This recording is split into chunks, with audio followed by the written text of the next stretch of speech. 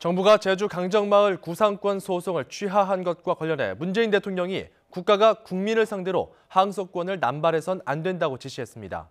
이와 관련해 국회에서는 불법 시위에 면죄부를 주었다는 야당과 애초에 구상권 청구 자체가 성립하지 않았다는 여당이 맞서 공방을 벌였습니다. 염혜원 기자입니다. 문재인 대통령은 제주 강정마을 구상권 취하에 대해 국가가 국민을 상대로 소송을 남용해서는 안 된다는 뜻을 밝혔습니다.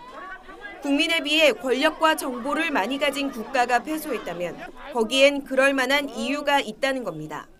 문재인 대통령께서는 국가가 예를 들어서 이 소송권 이런 것들을 국민을 상대로 한 항소 권리 이런 것들을 좀 너무 남용하지 않았으면 좋겠다라는 그런 취지의 말씀을 계셨고, 하지만 이를 두고 야당은 강하게 반발했습니다.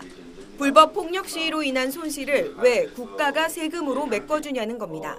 이번 구상권 포기는 이들 반대 시위들을 모두 인정하는 꼴이고, 아울러 향후 발생할 불법적 시위를 정부가 나서서 조장하는 거예요. 정부가 먼저 하기에는 부담되니까 정부가 그런 의견 좀 내달라 이거 아니었어요. 그래놓고 나서 이제는 번외 조정안을 수용한 것처럼 말씀하는 것은 대단히 정직하지 못한 정부입니다. 갈등 치유와 국민의 통합을 위한 대승적 차원에서 사법부의 중립적인 조정 의견을 존중해서 정부가 국민에 대한 결정을 내렸습니다. 이에 대해 집권 여당인 더불어민주당은 국민을 상대로 한 구상권 청구는 애초에 유례가 없는 일이었다고 맞받아쳤습니다.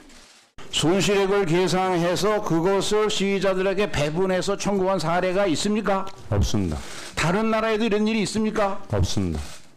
대선 주자들이 한 명 빼고는 전부 다 구상권 철회해야 된다, 조정해야 된다라고 했습니다. 불법 시위했다고 470여 명이 벌써 처벌받았는데, 송영무 장관은 구상권 포기에 따라 정부가 방위력 개선비로 돈을 지급하겠지만 재판을 통해 금액을 낮출 여지가 있다며 일부에서의 주장처럼 정부가 수백억 원을 추가 부담해야 하는 것은 아니라고 선을 그었습니다. YTN 염혜원입니다.